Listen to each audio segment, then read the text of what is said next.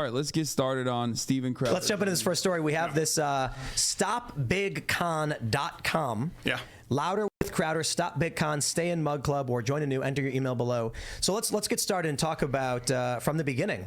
You, most people are familiar with the story. Yeah. I want to make sure as we get this started, I'll make this. I want to make sure there's important contextual understanding.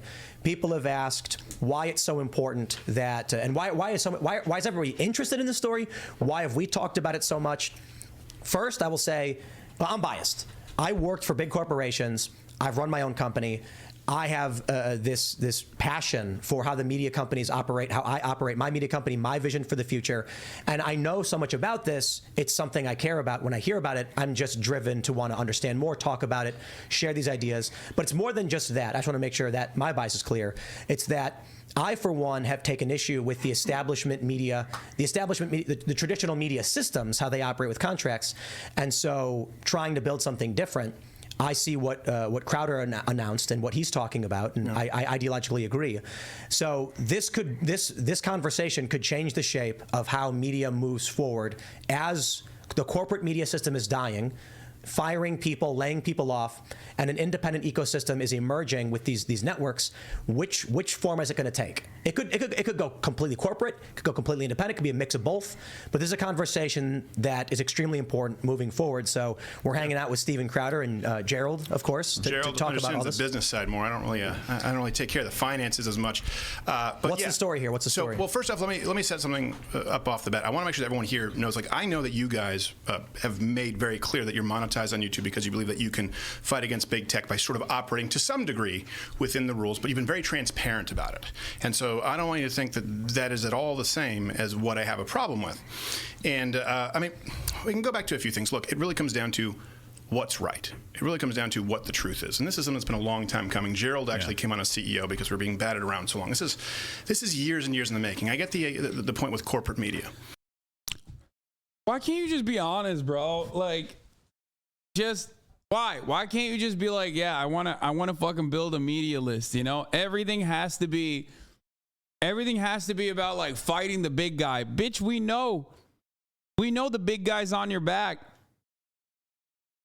All these dudes in the same room saying the same bullshit, like, oh man, we're fighting against all these enemies, these shadowy enemies. It's like, bro, what do you mean? Like, people who control society give you money all the fucking time, okay? And they give you money because they like what you're saying. They like that you are saying things, okay? They like that you are saying things that they agree with. It's the racism shit, but not because they're personally racist. I don't think a lot of these billionaires are personally, individually like, oh man, I love how fucking anti-black these guys are. It's because that kind of racism reinforced in society is a great distraction, is a great divider, okay, of the working class, and it's a great distraction. That's it. For people who say like, oh man, like, you know, the fucking, all these like billionaire CEOs, they're like individually so incredibly racist. Like, not all of them are. It doesn't matter. It doesn't have to matter. It's a very liberal, like, main villain type attitude. It's like a very spiritual analysis to try to comprehend like the internal racist machinations of a fucking billionaire, when the main purpose of that racial agitative propaganda is basically to reinforce the fundamental white supremacist values that society was built on, with the express purpose of dividing the working class. Okay? That's it. It doesn't matter if they're individually racist or not. There's no reason to moralize it. Okay? There's no reason to look at that and moralize it and try to fucking figure out who's like personally actually racist, who's not. Like, none of it matters. When we're talking about systemic issues, when we're talking about like what role extremely wealthy people play and why they fund conservative propaganda, what you need to understand is it doesn't matter what their fucking personal opinions are. Okay? What matters is that this is a very valuable tool to keep the working poor divided. The issue that I have with many in the conservative side of this sphere is the fundamental misleading and dishonesty. That's what I have a problem with. And you see that here as this story took place. Kind of it started right where we released this video. We didn't, and it was just by design, didn't name names because there could be a litany of contracts that are similar to this. A lot of them are often verbal offers. We mentioned it could have been Fox News for all anyone knew, and they're the corporate monolith. There's about 4 or 5. I would say we have 4 or 5 offers, and then there are other investors who come into the space who just want to dump in a whole bunch of money. Daily Wire here outed themselves, and I understand that people are saying, well, people knew who it was. Well, that's because some of the people who were under those contracts said, yeah, I recognize those contracts. And Candace said on this show, I recognize the terms from my contract. Here's the thing. I said this is wrong. Penalizing conservatives, and I believe this to my absolute core, penalizing conservatives on behalf of big tech while taking money from people who are paying you, investing in you to fight big tech. That is what they're investing in. That is what Mug Club is investing in. That's what subscribers are investing in.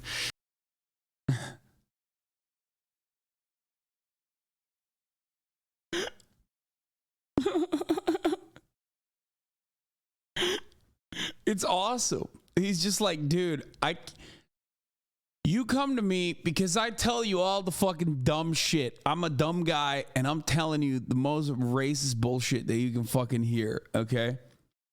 And you want to hear more of that. And big tech is so against it, dude. They're so against it. So, hey, you just got to, hey, sometimes I'm going to get banned. So you got to go to my Mug Club to get all the OnlyClans content, you know? Just, I paywalled it. Just got to do it. While simultaneously penalizing conservatives is fundamentally wrong. I had that conversation and said, look, just please give me your word. You're not going to be doing this with other people who, as you well know, when you start in this industry, don't know better. Immediately after that, right, the conversation was, Crowder is making a big deal as a dick about money, right? Basketball money. $50 million a year was the implication, which you know is not true. People aren't saying that now. That's not what people have a problem with. Yeah, because people are stupid. Like, the entire audience is like conditioned to the dumbest person in the room. The entire audience is geared toward, like, the conservative movement is geared towards the dumbest guy you know. Okay? So, of course, when you're saying dumb shit, like when you're dumbing down your fucking racist agitprop to a degree where, like, it gets so out of hand that you get banned for it, right? And you can't do the dog whistles like Jordan Peterson or Ben Shapiro or even Tim Pool or Tucker Carlson, who's the dog whistle master, right? You will get benefits from it. You get a lot of benefits from it. Like Steven Crowder has an audience despite being a hack, right? Because a lot of people are fucking stupid. But now that you've cultivated that audience, specifically of conservatives who are oftentimes very dumb, dumber than the average person, okay? You are, the other people that are usually using dog whistles are going to come across like they're disingenuous, okay? The other guys that only do dog whistles, well, they're disingenuous guys. They're not serious about the racism. They don't want to fucking put their money where their mouth is. Look at me. I'm the real guy. I'm the real dumb guy. I'm like you. I say the things you want to hear, and then I paywall the other juicy tidbits. Those guys, though, they're not real with it. People have a problem with, I understand, is, the idea of a phone call. And now the narrative has shifted to betrayal of a friend. That's what people want to say. I say less straw. I say this is something that I've watched, experienced for years, tried to give every possible out to do the right thing, and have tried to do the right thing in the way that we run our own business. Saw the gaslighting, the bully tactics that take place behind the scenes of other creators, and knew it wouldn't be myself. So now the narrative shifts to how could you record a phone call, betray a friend? Well, hold on a second. That was fucked up. Like, that was fucked up. It was just about money. It was just, this is just business, and now it's, hey, we're really good friends. Well, which is it? I mean, you kind of have to pick a lane, right? Are we good friends, or are you sending out a boilerplate contract that you demand of everybody, according to what they say, that have 110% penalties on behalf of big tech? And the issue with that is that it's dishonest. It's a tactic of the left. It's a tactic, the same kind of tactic that you see from the left, the gaslighting, where if you, let me ask you this. If someone came out... Real quick. Yeah. I just want to clarify. You said 110% penalty? Yeah, you can see the contract right there. If you add them all up. So because there's boycott penalties. Yeah. That's a fair point. Yeah. And this is the issue. I made it clear it wasn't about. This is the part that I love personally about the contract, because like he has every right to basically say, dog, you're hiring me to be racist. Why would you penalize me for being racist and then fucking getting clapped for it? It's literally a funding vehicle for the right to go overboard, get banned, and then push people to a fucking paywall where you can be as unhinged as you want. Okay, he would never say that. Yeah, of course he's not going to say that, but I do understand why he's mad. I do get why he gets upset at that clause, for sure. But like, this could have been discussed over the phone, where in a secret conversation, not a recorded one, where Jeremy Boring was probably going to tell him, hey, listen, you just got to dial it back a little bit. You're too overboard. We love your shit. We love how racist you get. It's cool. Just don't go overboard. That's it. Just like, don't get banned. That's it. We need you as a propaganda mouthpiece, but when you get banned, we don't have that propaganda mouthpiece any longer. Like, getting banned, maybe, you know what? Fuck it. We'll make concessions. Okay? We'll let you get banned once a quarter. Okay? A quarterly ban for you, which will immediately boost our mug club numbers, and that's fine. But just once a quarter. Keep it to a quarter,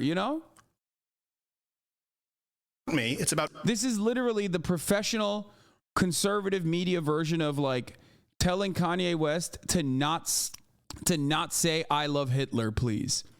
Okay? This is the exact same conversation. It's just basically telling Steven Crowder, you can be as racist as you want, just don't get fucking banned, stupid.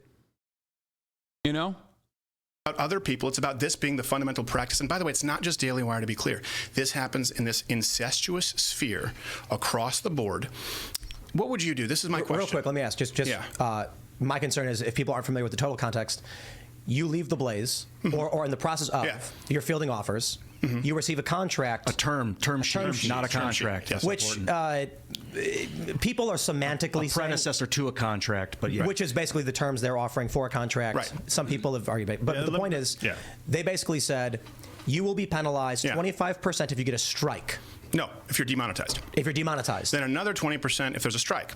Then another 20%, I don't remember the numbers for Facebook, for Spotify, but there's also another penalty if your sponsors get boycotted. There's also another penalty if you don't agree to 10%, if you deny 10% of the sponsors, which is probably like you, we probably accept 1 out of 5 sponsors. But let me just kind of go through this timeline really quickly. Go ahead. For people who are trying to understand what's going on, it's basically... The contract you received specifically outlined term sheet. The term sheet you received. I don't know if it matters. Said YouTube. You don't put something in a term sheet that you don't want in a contract. Right. Nope. It said YouTube, Apple, Spotify, and Facebook. Yeah. Specifically, if these big tech companies are upset with you, we dock your pay. Yes.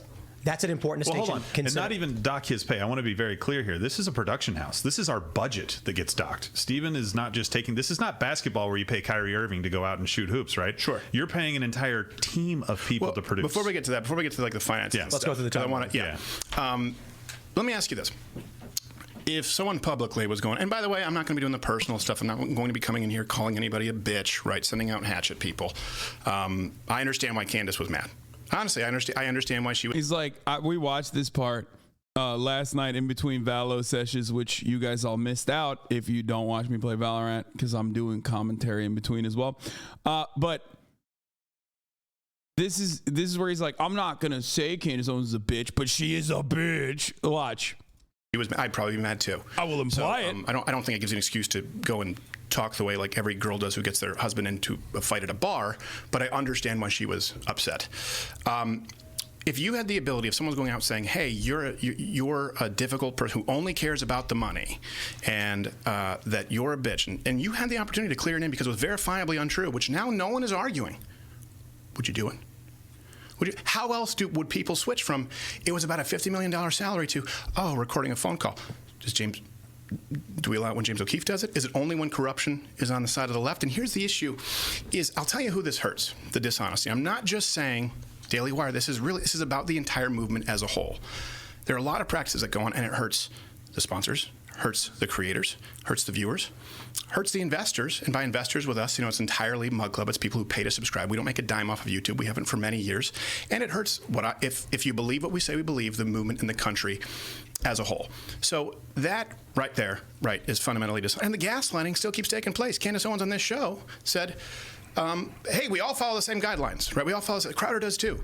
That's verifiably false. Now, so you can publicly audit this. We've had 4 strikes, right, in the last, since May, I think, 2021 to October 2022. One was the Mekhi Bryant. One was a sketch with Alex Jones. That one's guilty. One was as charged. One was him quoting the CDC. And by the way, none of this will get you in trouble because you can say this now. Him quoting the CDC. I did, yeah. Bringing up the CDC numbers on flu deaths for children versus COVID. And we were saying this is interesting science, right? That COVID kills more senior citizens, but for some reason it's significantly less lethal to young people, to infants. That science is accepted now, so you won't get a strike. But it's so funny that they're mentioning it like this, as though that's the way that they described it. Okay? There's just no fucking shot. Oh, we were just mentioning the science. Motherfucker, you wouldn't know what science is if it bludgeoned you in the fucking dome, okay? He is such a fucking worm lord, dude. They always are like, oh, dude, we're just using the CDC information. Oh, like, come on, why? Like, oh, yeah. But that was one of the strikes. The other was when we had Carrie Lake on in a gubernatorial election. 4. How many have taken place from Daily Wire? You guys, 0. Now, here's the thing. I'm not saying it's a badge of honor. I'm not saying that it's a badge of honor to be... No. I'm not saying it's a badge of honor, but it's kind of a badge of honor. Suspended. If they came out and said, look, we demand, as Jeremy said in his 55-minute video, we demand that all of our creators follow these rules that YouTube and Facebook set through punitive practices in mandating of our creators to do so. And Crowder's a little bit more of a rebel. You know what? He's been banned for 4 times. And that's not the same kind of... That's not a problem. The problem is saying that we all follow the same rules because so that's all publicly verifiable. Now, I could tell you guys that behind the scenes, I've had many conversations with senior YouTube executives who say, we might be able to get you remonetized if you kind of play ball like these guys, Daily Wire, and insert other people here. I could tell you that, but would you believe me? Or would I have to provide receipts? I could tell you that takes place. That hurts the creators. So that's like, I believe that. That's a bizarre take, but I believe it to a certain degree. Because I know Steven Crowder has an account manager. Okay, he has an account manager. I know that. Like, that's a part of his job is as a YouTube content creator. There is an account manager associated with his account. Big enough YouTube content creator, of course. And no, not his dad. I'm saying like a person that works at YouTube manages his content. Okay, and like, I'm sure that person's like, dude, please follow the standards and practices all the fucking time. They're like, please just, like, if you want to fucking make money on YouTube, just follow the goddamn rules. And he takes that conversation and he goes, wow, that's really fucking, you see that? It's big tech right here. Big tech right here, doing their thing. And I'm sure the account manager, Steven Crowder, is not exactly fond of him. You know what I mean? Because, like, constantly getting clapped up, constantly fucking getting permanently demonetized because he's just a fucking asshole. And the account manager also has to toe this delicate line where they have to make sure that, like, you think their performance is tied to him? No. They have to manage his bitch ass while simultaneously understanding that, like, if he gets penalized too much, the entire might of the conservative legal infrastructure is going to come after YouTube because they do it all the time. They are the biggest crybabies on the fucking planet. This is the reason why every single conservative outlet, platform, anything that touches the media or anything that touches like social media in general has a fat legal team of the worst lawyers you've ever seen on retainer, whose entire job is to lose lawsuits. Okay? That's their entire job. They go out there and they hold up people with paperwork. They accrue millions of dollars of retainer fees on the other side as well. They're forcing all these platforms and everyone else to basically have also lawyers that are constantly fucking working on these legal issues that they hold them up with. They get special treatment for that reason, and then they still fuck up.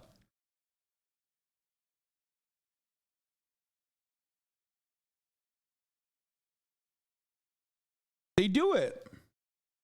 They do it all the time. Like Rumble sues everybody, okay? They're constantly suing YouTube. They're always suing people under the guise of like defending free speech. And they have fat money lines, so it doesn't matter. They have billionaire investors that want them to do this. This is a great conversation to have. Just don't focus on billionaires stealing your, extracting your additional labor value, your surplus labor value. Focus on how YouTube is stopping you from saying the N-word instead. That's the real conversation. That's the conversation you should be having. Out there who they end up, hitting a glass. To be honest, conservatives and the left are all huge crybabies. The world's a paradox. Good is bad for you and bad is good for you, whatever, blah, blah, blah. Dude, you're brilliant. You type that out, dude. You type that shit out like an anime villain. You know what I mean? You fucking went... Yeah, there's crybabies everywhere, okay? Ultimately, though, you got to look at the cause, okay? If someone who is like, I don't know, supporting Palestinian lives is getting unjustifiably banned from a major platform, that's unacceptable. That's inappropriate. If someone is getting banned from a platform specifically because they're like advocating for police murdering more black people in the most horrifying ways possible, when there's plenty of content creators who are advocating to murder black people in the hands of the police. Right? Ben Shapiro does it all the time. He just knows what not to say. Steven Crowder literally takes it to that extra step. That extra step that ends up getting him banned.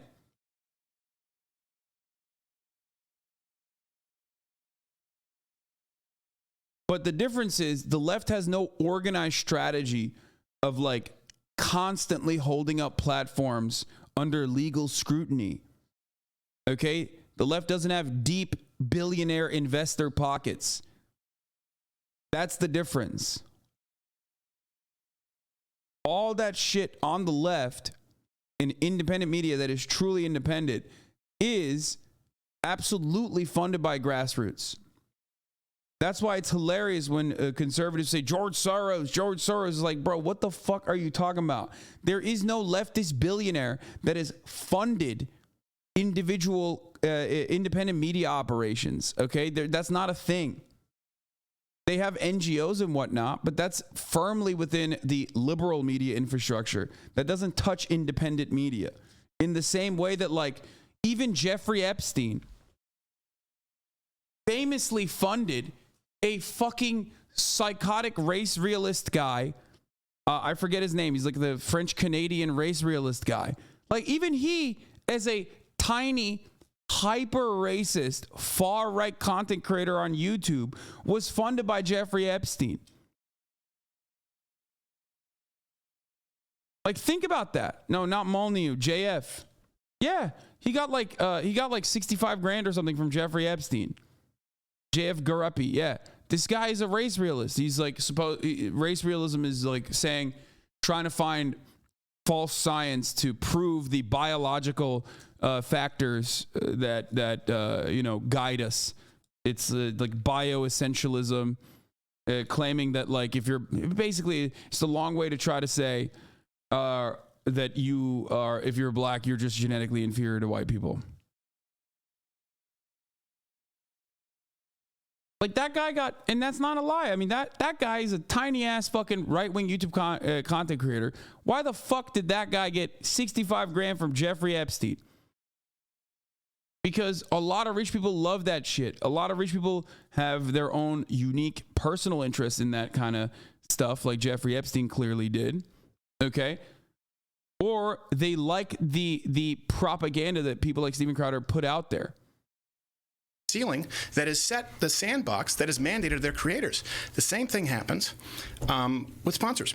Well, let me ask you real quick. What does that mean, play ball? Like, obviously, you're paraphrasing, but... Yeah, paraphrasing.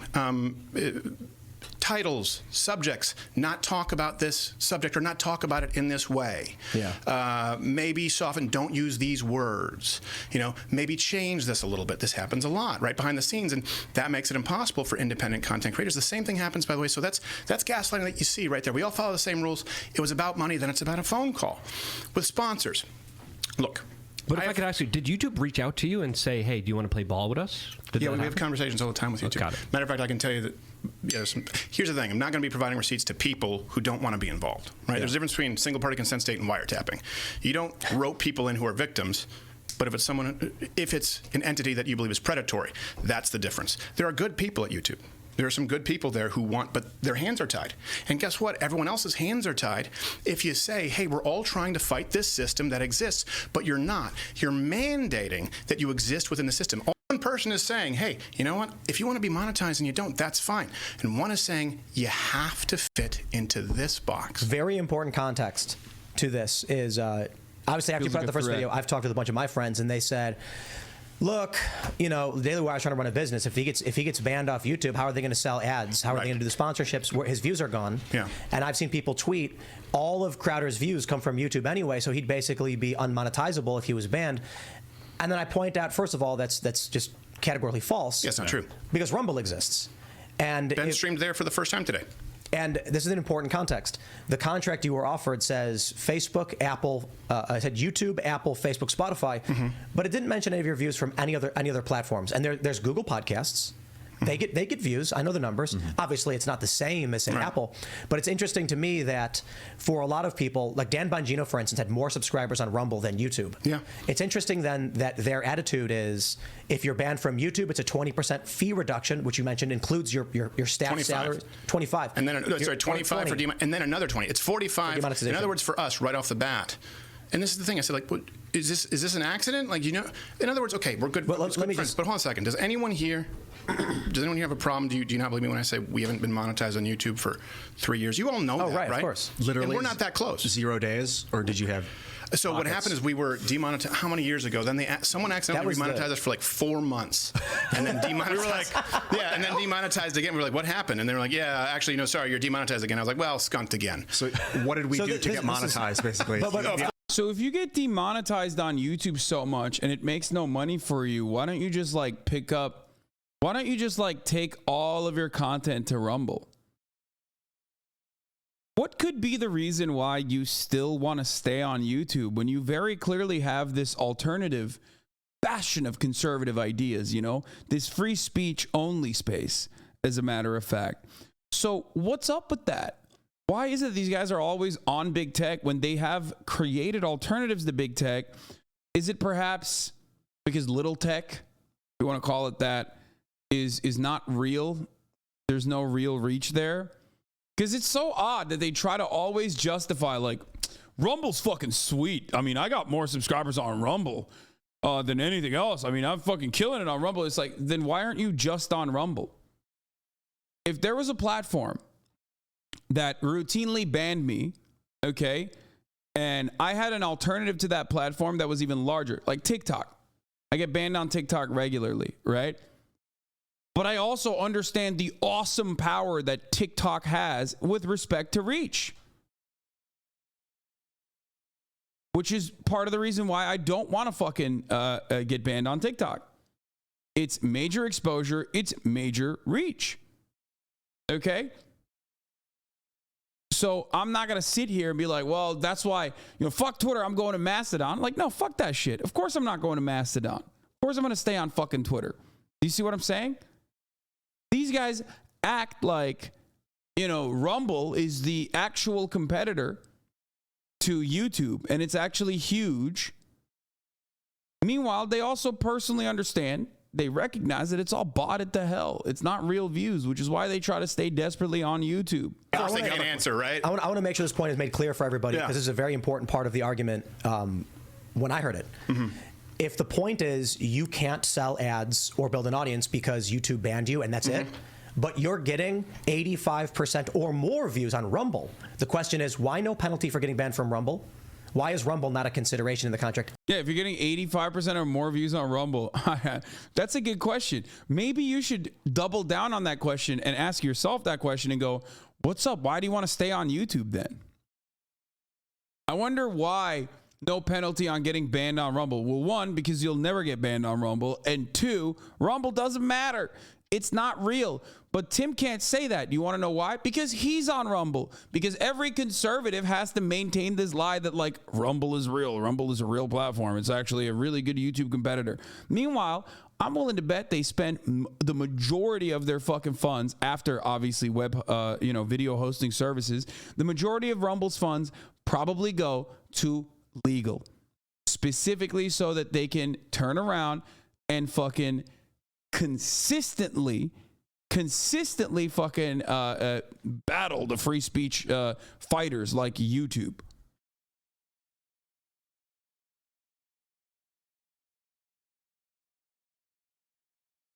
That's it.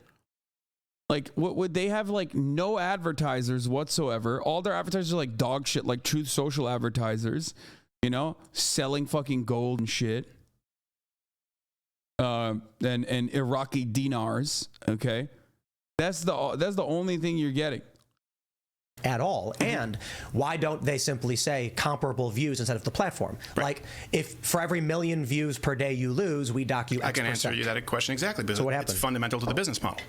And I was informed of that. It is fundamental. In other words, there are plenty of options out there, right? He can tell you. I get excited when I walk out of them and go, hey, how many people are tuning in live on YouTube? How many on Rumble? They go, oh, it's tips. There are more people on Rumble. Sure, I've been on YouTube for a long time, since 2006. But it doesn't mean that they don't change, right? And the issue is, I think it's a great thing to use these platforms. There's a huge difference, by the way, you know, between being monetized and being on the platform. Yeah. But ultimately, if we believe what we say, we have to be trying to get to the point where we know that fast forward 5 years, you can't speak the truth on YouTube, certainly not if you want to be monetized. But there's this jockeying for position with people who they see as competition. And the issue here that I've always made clear is the locking in of these punitive contracts that mandate and enforce big tech policies and guidelines as a matter of business. And that hurts creators. And the same thing, by the way, when we're talking about misleading practices with sponsors, there's no problem. Right? And this is all publicly verifiable.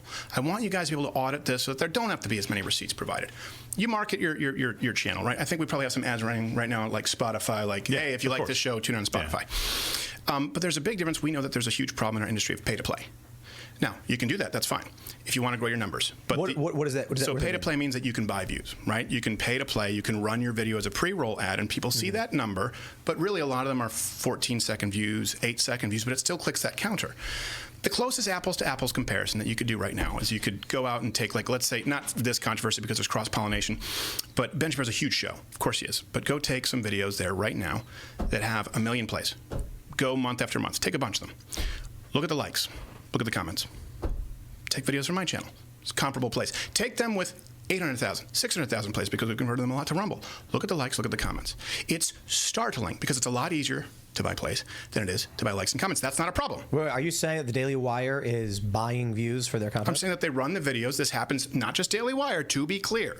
Stop Big Con is designed because it's the entire industry. And what happens is, yes, these views get inflated. There's nothing wrong with running ads to increase the video count. The problem is this. When that is used to then go out and... I mean, he's not wrong. They do that. They 100% do that. A big chunk of advertising revenue goes back into inflating fucking view counts on YouTube. It is hilarious to turn around and act like you can't view bot Rumble, though, when it's infinitely easier to just view bot a website like Rumble. It is funny though to think about, like, these major conservative commentators like They buy millions and millions of dollars of ads of their own content specifically to make it seem like their content is being viewed by more people.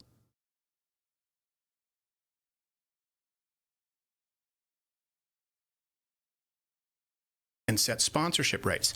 And then this is what happens with creators. When you sit down with sponsors, and these are hard-earned dollars, right? A lot of them are mid-sized companies. You run them on this show and they say, yeah, but you know what? We didn't get our money's worth, and this person is the #1 show, because they go out and they say that they have these numbers, and they set what happens? They drop those rates across the board, which hurts everybody, or they pull out altogether. Now, you can publicly verify that information. Yeah, this practice is very commonplace, and it's done all the time in every avenue of media, by the way. But one of the grossest and very obvious, transparent ways that they do it is the New York Times bestseller list. Everybody wants to be on the New York Times bestseller list. So what do conservatives do? They will literally write a book. Step 1, write a book. Step 2, get conservative lobbyists to purchase like thousands and thousands and thousands of copies of said books that will never be read by a human being, okay? They're just rotting in a goddamn basement somewhere. Ultimately, there's pallets of these fucking books sitting in basements somewhere in D.C., but doesn't matter. Now it's on the New York Times bestseller list. Don Jr. did this. Every single person did this.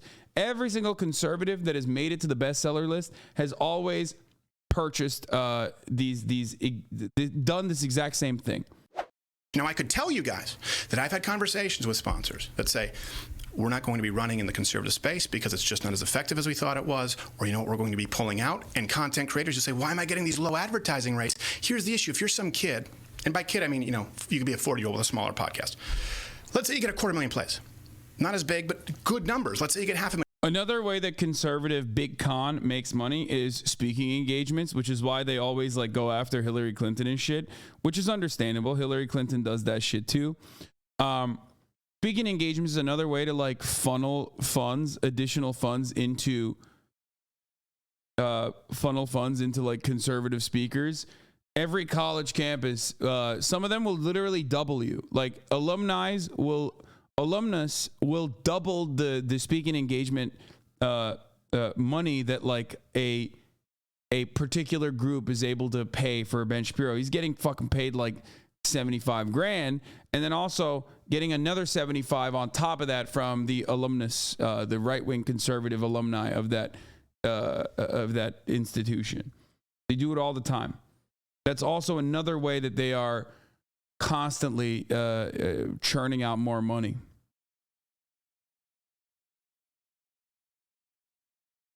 Always.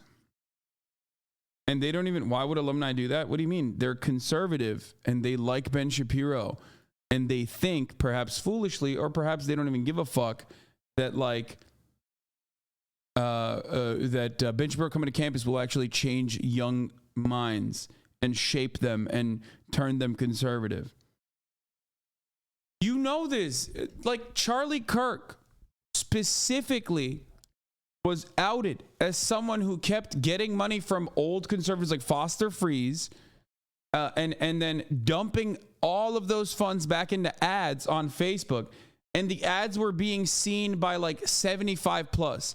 His target demographic on Facebook of Turning Point USA, an institution that is supposed to be there specifically for the younger generation of conservatives, to create the younger generation of conservatives. Their ads were targeting 75-year-olds on Facebook. Why?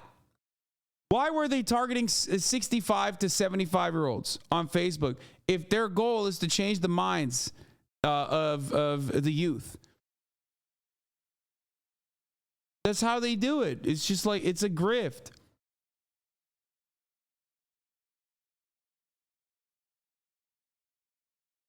PragerU has inflated views. Daily Wire has inflated views because they have a shitload of funds that they claim is for marketing. And what are they marketing?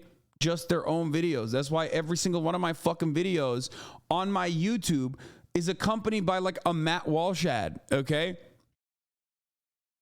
Meanwhile, on Twitch, there's a top of the hour ad break that comes. place, right? Good numbers, but they're real.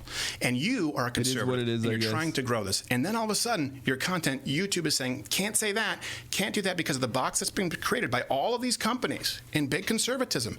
And then you're trying to make it, right? You're trying to make it something that is financially solvent. And you can't because sponsors no longer have faith in this side of the industry. That is something that hurts those creators. And this is something that, so the creators are hurt, the sponsors are hurt, the viewers are hurt because I just want to finish this one, and then any questions you have. The viewers are hurt because they feel isolated. They feel like their views are not represented, right? They go, hold on a second, I'm conservative. Why are none of the top people saying whatever it is? X, Y, Z. And the investors are hurt. And I don't mean billionaires. In our case, it's people who invest. When they sign up for Mug Club, they are paying us because they say, we know that you're demonetized. We know that you don't run nearly as many sponsors. You're very selective. And we think we are giving you our dollar in faith because we think that you are fighting for us. Let me give you one final parallel world there. Imagine if we left the blaze. Anyway, we're done with the valid discourse. And It's this, stupid. again, the issue is that everyone is demanded to sign these exact same contracts. That's what they said. They've been very, very clear about that. It's just business. Imagine if Mug Club leaves the blaze. And let's say we come back 2-3 months, okay? And we come back, and all of a sudden, I don't talk about vaccines in the way that I used to. All of a sudden, I don't talk about election integrity like I used to. All of a sudden, I don't host Carrie Lake in the same way that I used to, or host her at all. And all of a sudden, all the parodies, the sketches, the sweeping epic, like a parody of Saving Private Ryan, or There Will Be Blood, or Schindler's List, whatever it is, you don't see any, change my mind, you don't see any of those anymore, but you see 4 or 5 live reads. I'd be the definition of a sellout. And I would be selling out the people who paid for something different. Only one group of people here is saying, you have to fit into this box. I'm saying, you got to let some people let the freak flag fly. I don't care if you want to be monetized or not. Don't lock people and punish them on behalf of big tech when you claim that you are fighting them. And it is everywhere. And it's disheartening. Like, as stupid as this conversation is, as silly, like, there's numerous different things that I want to say about this. One, I don't think that Steven Crowder has a genuine interest here, okay? I think he has a secondary interest, or rather a real interest here.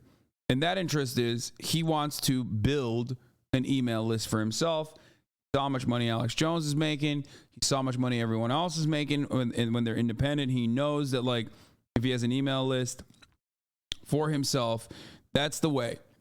That's the way to go. Okay? He just wants to run up the numbers, and he wanted to be controversial, and he wanted to eat away at some people's audiences.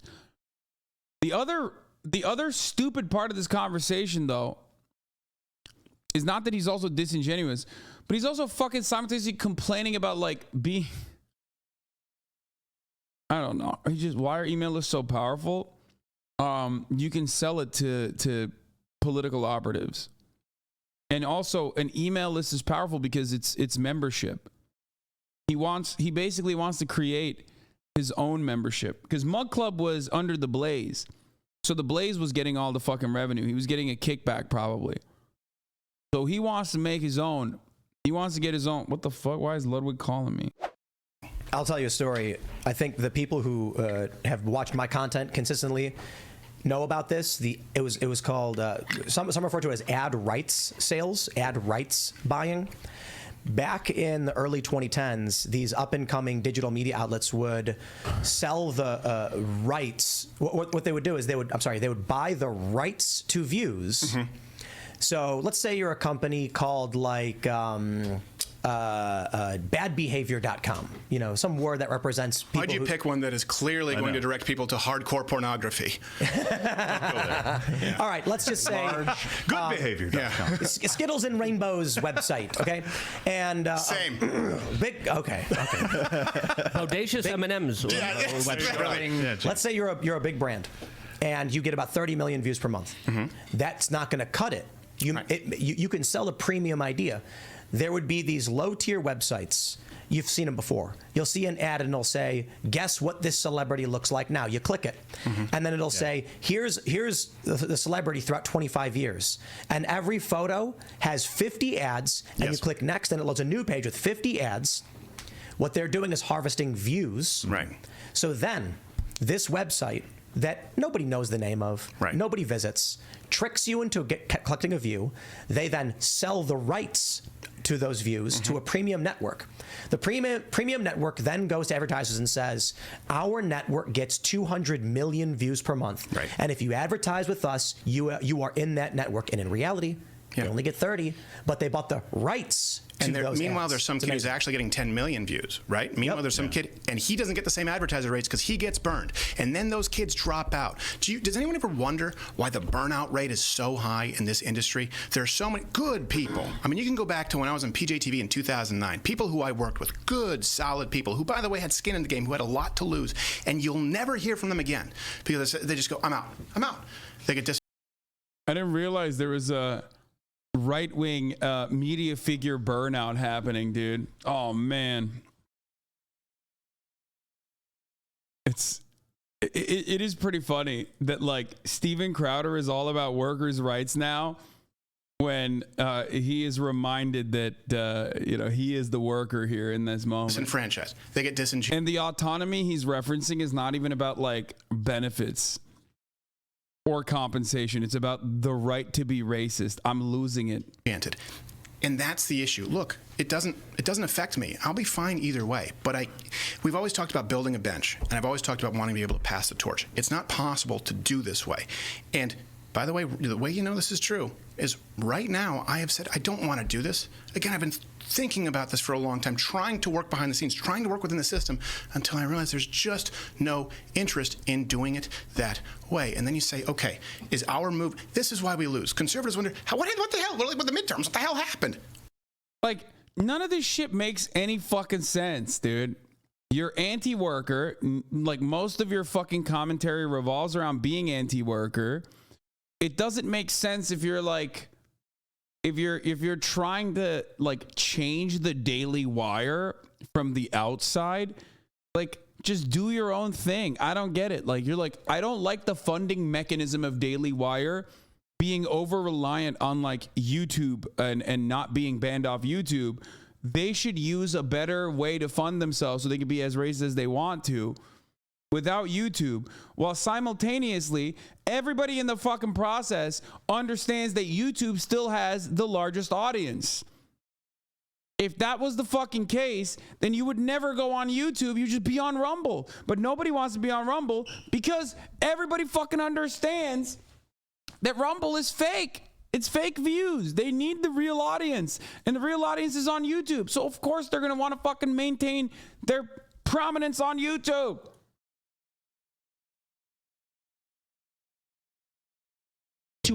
Yeah, I saw this one last night. This shit was fucking bananas. I made fun of this already. Why do you think? Why do you think people like Lindsey Graham, like Mitch McConnell, nothing personal against them, why do you think that there are people out there and you go, how do they not get voted out? Why do you think these are our decisions for speaker? These are our choices. Why do you think you constantly lose? Because the people who really do want to be the vanguard at the cutting edge, they burn out and they leave because they can't compete against it. And that's the issue. I got to tell you, man, I make this point all the time where I just say, for all the people who are claiming I'm a grifter or I only want money and that I don't really believe the things I'm fighting for, I'm like, it would be so much easier to sell everything, shut it all down, and just buy some properties, rent them out, and not have to worry about it. Again, while I was playing Valorant, this was the part where we were watching, and I love this take because, like, remember, I always say it would be infinitely easier to be a right-wing grifter. I would make so much more fucking money. Notice how he doesn't say I would just grift for the left.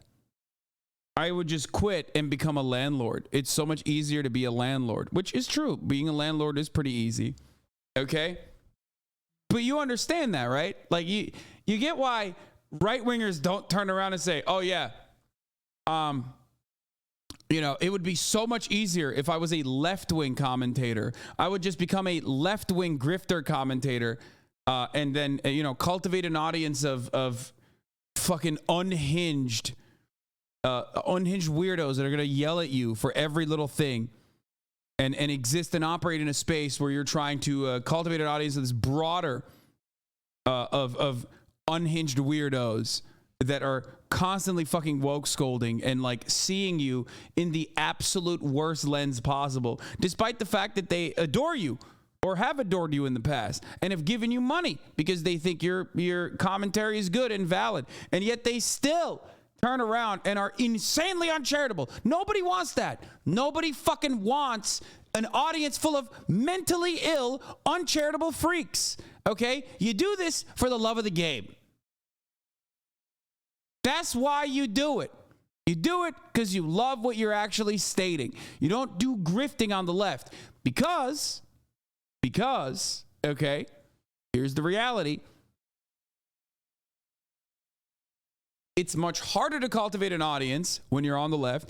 That's precisely why so many of these motherfuckers that were like, I'm a leftist, are all now doing MAGA, I love Russia, I want to suck Putin's cock type conservatism.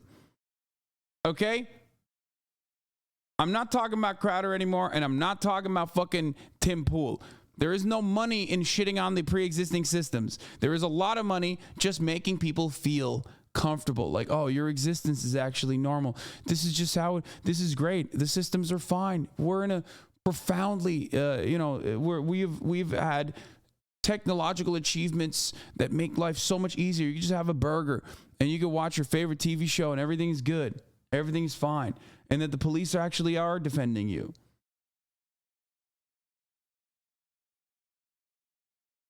I find it interesting that Hassan is basically making the "you are so uncharitable to me" immediately argument to us that XG made to him at the finale of their last big drama spate. I mean, you're just, I don't know what to tell you. I don't know what kind of commentary I can provide to this person who can only see interactions through the lens of Twitch drama. You know what I mean? We're having an entirely different conversation right now.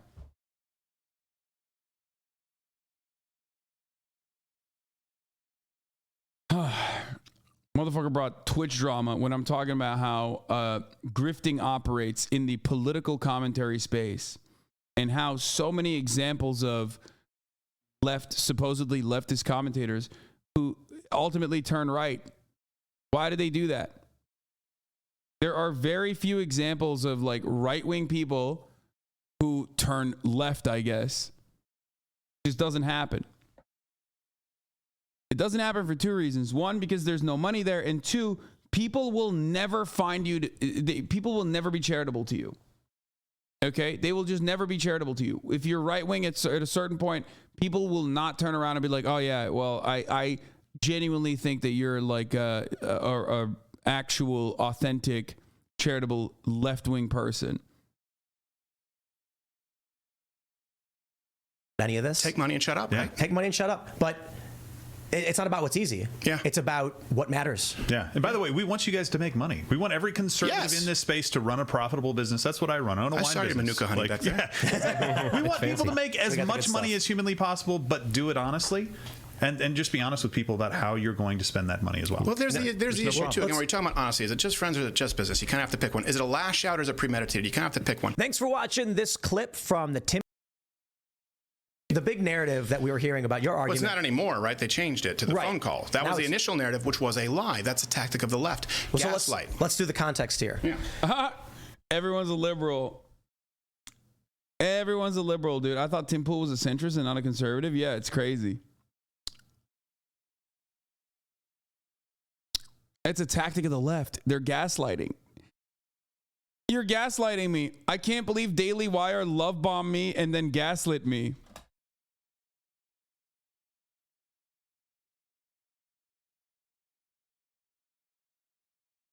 Everyone's a rad lib. You put out a video. You mentioned, look at these fees. It's, I never mentioned money outside of what I believe were immoral penalty fees. I never talked. Right. You've never heard me say, "Hey, not enough money was offered." That's not what it's about. So when we first were watching the show and we talked about it, I said, "What's the fee? We don't know." And then the Daily Wire's response, of course, was, "We offered this guy $50 million." Basketball money.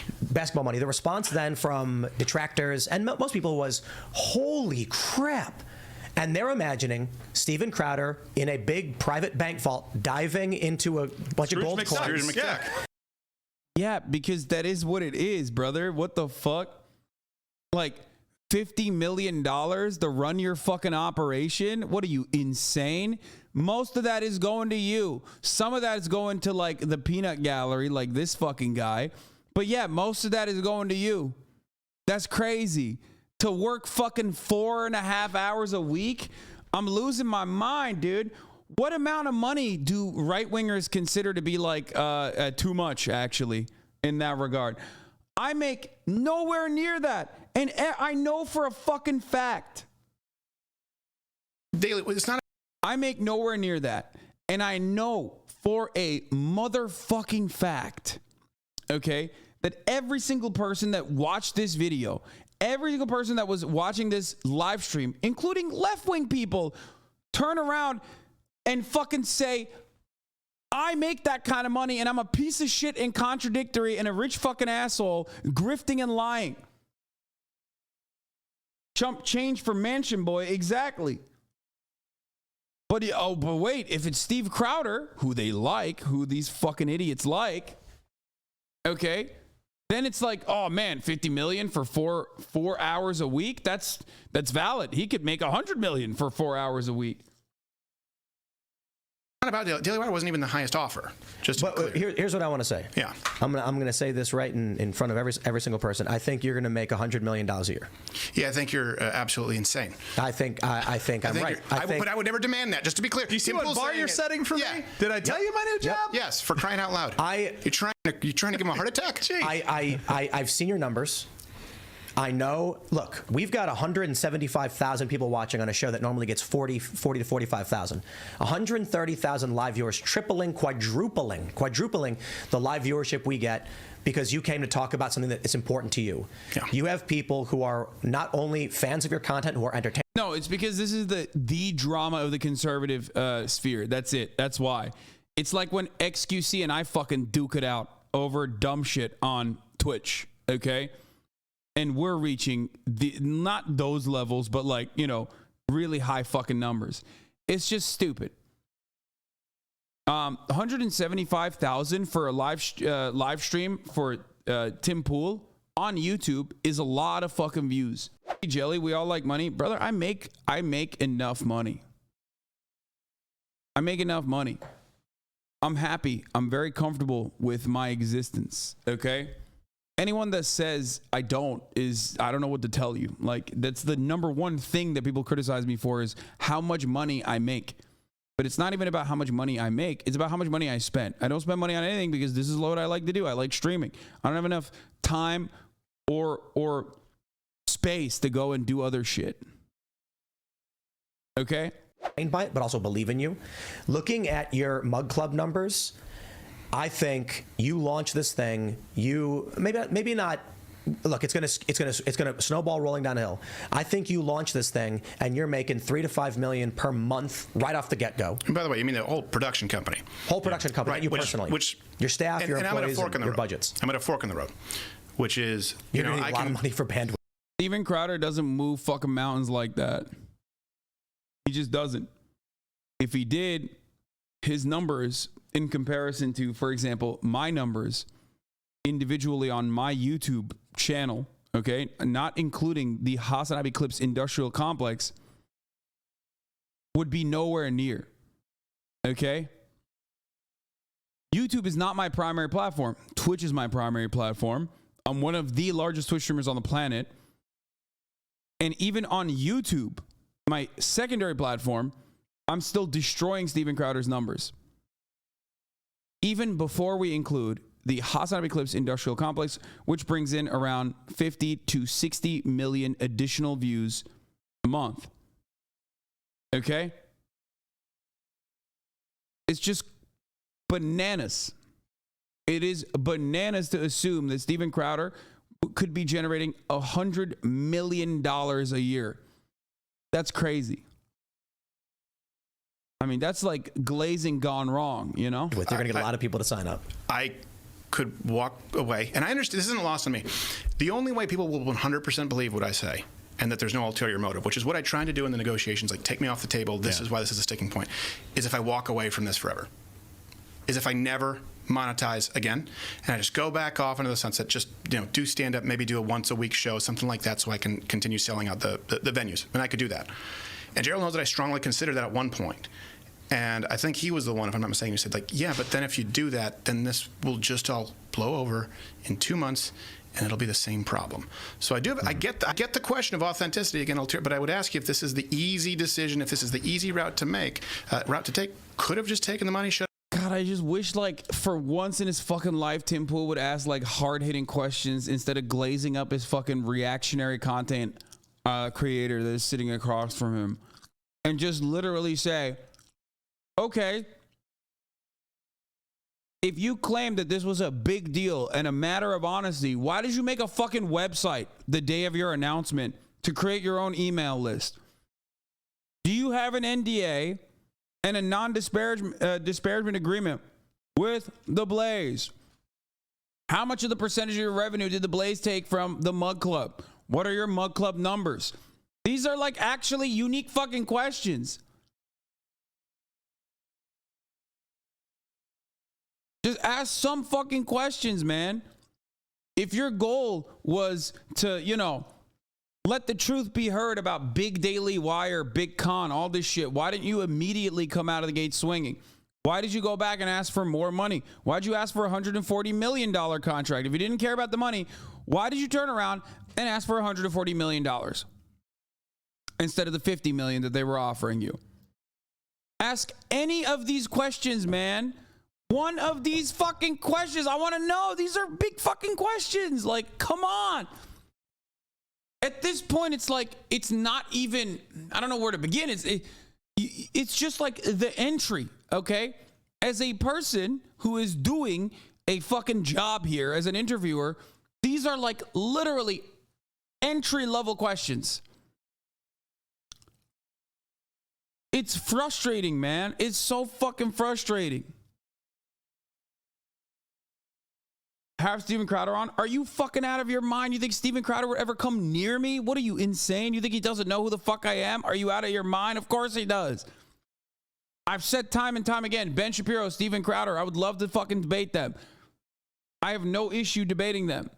They don't want to, okay? They don't want to do that. And I'm not even an adequate, competent, I'm not even a competent debater.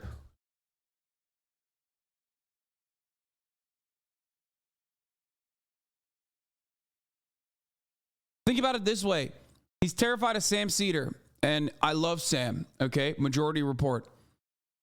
I love it. I watch Majority Report regularly. I love Sam. But Sam has like 1/30th the audience I have, 1/10 the audience I have, and he's afraid of Sam and his fucking audience. He's afraid of being exposed even by a much smaller audience. Like, you think he would come on here? What are you, crazy?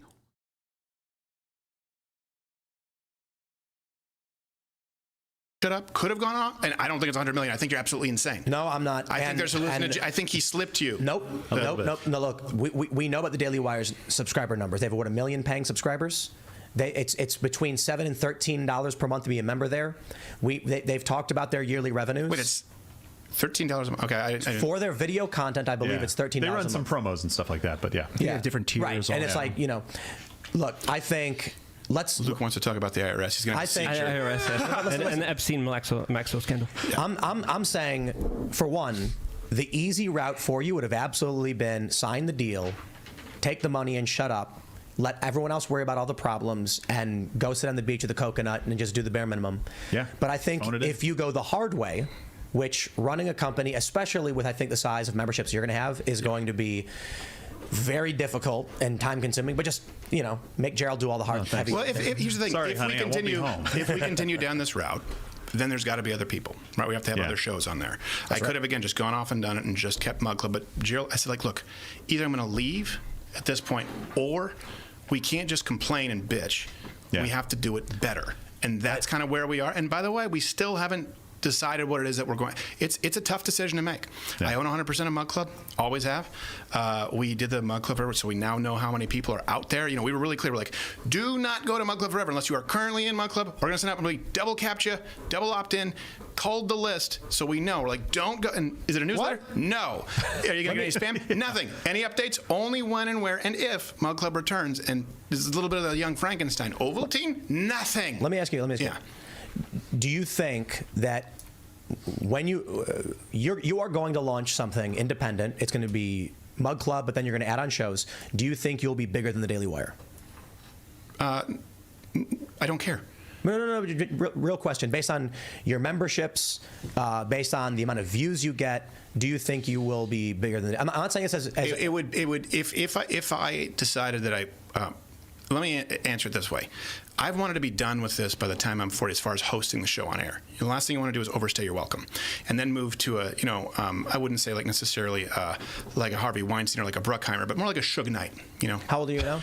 35. Okay. So, and I want to be able to pass that torch. When's your birthday? July. Okay. Yeah.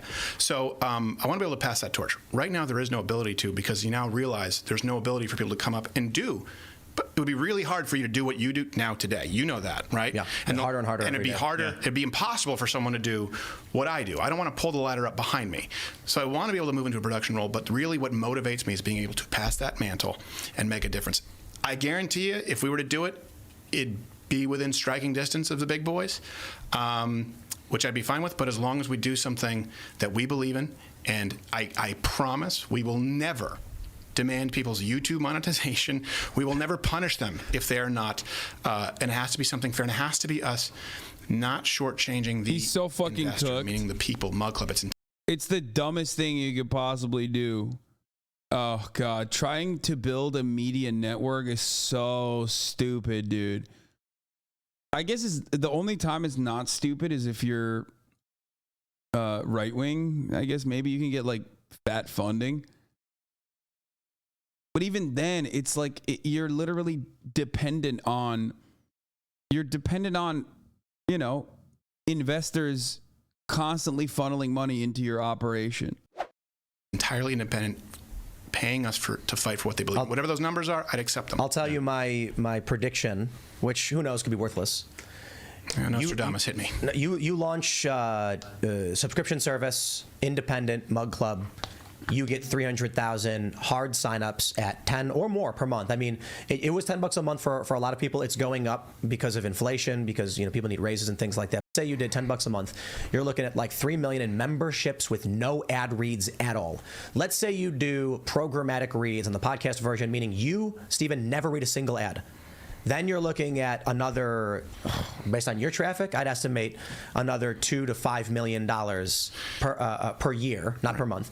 So right off the bat, you're looking at $40 million per year. Then here's what happens. Steven Crowder then offers. Anti-capitalism sells is stupid. It's not the truth.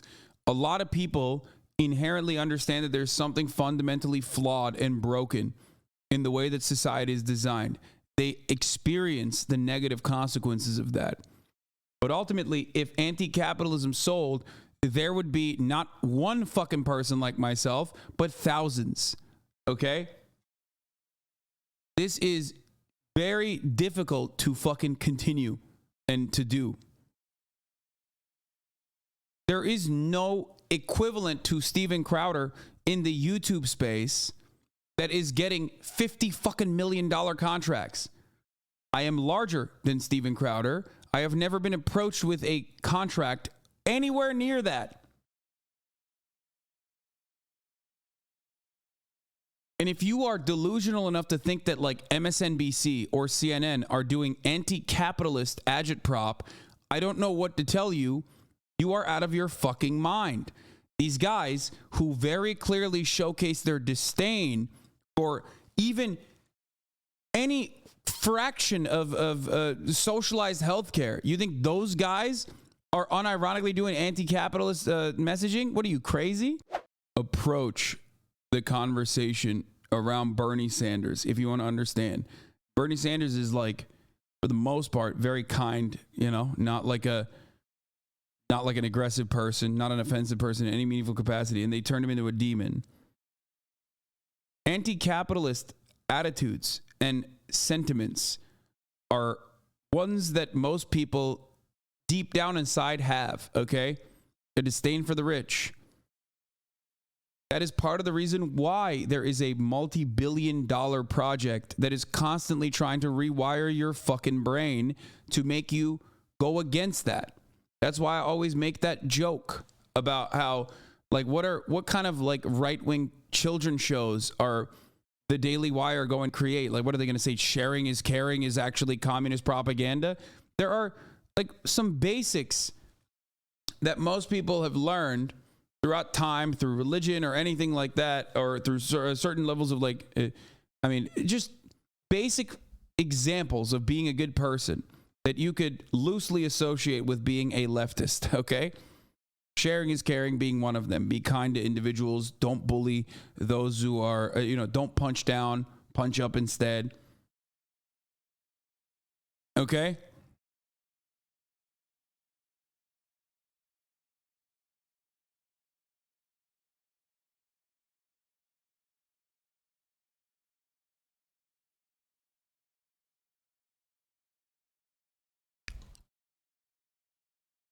Everybody that has a good sense of reading the room understands that. And there is a way to like tap into that while still being inoffensive, ultimately. Okay? Hollywood sometimes does this, but the overwhelming majority of Hollywood content is still pro-capitalism. If you can't comprehend that, I don't know what to tell you.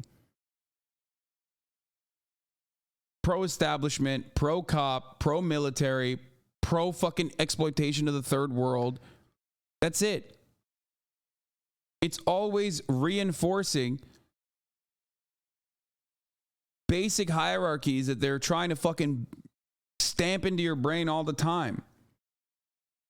Every facet of media, all the way from local news, all the way to the tippy top, all the way to fucking Marvel films and everything else, are absolutely pro-capitalist. For his big players, really good contracts. No BS, no fees, none of that. Out the gate, it's a legitimately good contract that gives your business a small cut, but gives them the lion's share for the work they produce. They're going to say, I'm signing with Mug Club. The terms were incredible. I mean, Crowder's going to make money off the deal. The company's going to grow. With the draft, with the hats. That's right. I'm getting a lot of money. Then what's going to happen is it's going to make it very difficult for the big con, these other big conservative companies, to sign these deals. When a young creator says, I appreciate the offer, it's tempting, but Crowder's offering me twice the money with no setbacks. Yeah, I would really, really like it.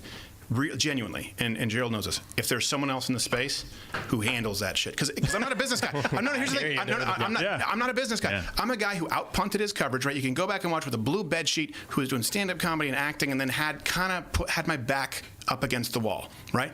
I would really like it if there was someone else who already has the money, who already has that ability to do it. If they can't, okay, I'll carry that torch. But, I don't know. Maybe there's someone out there. Are there enough good men and enough people left? Because that's not the best use of my time. Like, it takes a lot of time to do a Goodwill Hunting. Do you have any idea how hard it is to make Schindler's List funny when you're doing a parody? You know what I mean? It's a lot of work. That's where my time is better spent. And that's where the time, by the way, of all the creators is best spent. Yeah. But instead, they're being forced to make this decision. You know you're a creative type. You want to deal with numbers and back-end and business? It's exhausting. Yeah, I have to do it. I don't want to do it. I have to. So I'm building this technology. But boring. That's what Jeremy Boring and why is. Do you have to do it? Why? Because we need a new subscription service for creators. It shouldn't fall upon you, though. I have two questions. Who else is going to do it? No, let's do it. Exactly. If not you, who? If not me, who? If not now, when? That's the. Shout out to Philip Fisher, the guy building this stuff. Pure genius. I'll introduce you to him soon. And I will say to everybody listening, it's you. It will only ever be you. When you see a burning building, you think, who's going to call this in? No. No one's going to call it in. It's going to be you. Right. I once watched, when I was 16 years old, I saw an old lady at a bus stop flip over, land on her back, and I paused and said, I have no idea what to do. What is happening? I look around, and I'm like, I got to figure this one out. And I ran full speed to a building and just screamed, call 911, a lady's hurt. There's nobody else. You can't sit back and just cross your fingers and hope someone else will take care of the problem. Right. Yeah, you got to be the hero of your own story. I just wanted to ask. That makes me feel terrible. Yes, my favorite. This guy, come in with some fucking stupid ass takes, bro. Come on. I just wanted to ask two quick questions for you guys. One, would you guys be open to doing like competitions or contests for new talent? And a lot of people are asking about Not Gay Jared in the comment section. Can you guys clear up what's happening in that situation? Some people are saying that there's an NDA. Yeah, well, that's the thing I think Candace brought up, right? Again, there's a difference between roping in third parties versus single-party consent. I think he tweeted out what happened, where he left, right? Not Gay Jared. He tweeted out that he left. It was his own decision. We did a whole send-off with him in a video montage. You know, this works with, like, conspiracies. And sometimes, look, there's also a middle ground where there's, for example, like, what is the email, by the way, if people are talking about shows?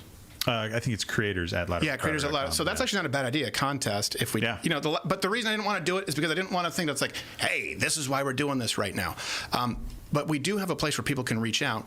The challenge is like there's completely controlling contracts, right, that own your name, image, likeness, and your platforms that you already built in perpetuity. Okay, that's an extreme example. That's big con. Then you have people who are like, hey, I have no experience.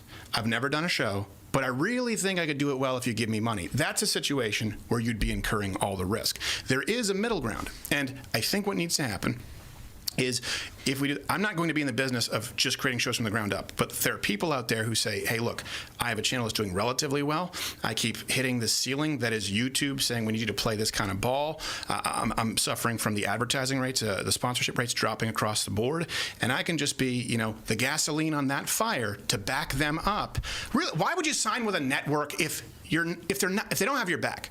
That's the only reason to. Otherwise, be independent, right? What is the upside at that point? That's all we want to be. And whatever subscribers you generate, you keep.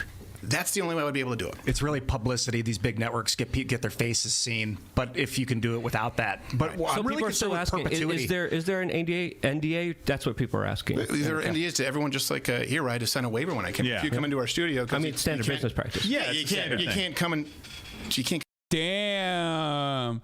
Steven Crowder hitting his employees with a fucking NDA, brother. That's crazy. I'm going to tell people where the studio is, too. Yeah.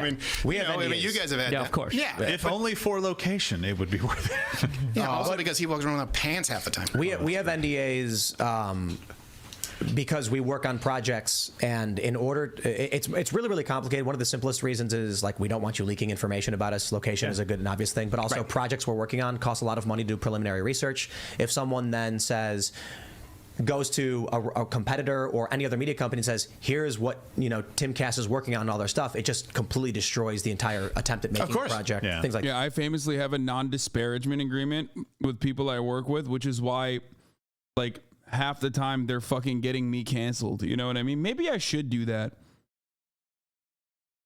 Unironically, I'm so fucking stupid. I should be doing that.